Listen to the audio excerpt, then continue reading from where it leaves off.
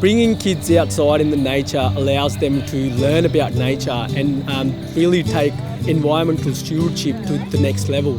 They become the next role models of the environment. They look after the environment. They learn how to be in the environment and interact with all the natural surroundings that we have here.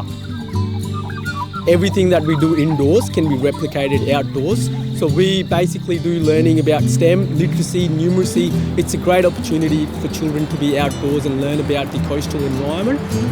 We're providing that hands-on learning for the children because they're natural learners. They're really curious. They ask lots of questions. And we have that opportunity to answer those questions and learn with them and progress with them. So it's a great opportunity for children to learn and interact with the environment. This area and this Beach Kinder is about them enjoying learning in play.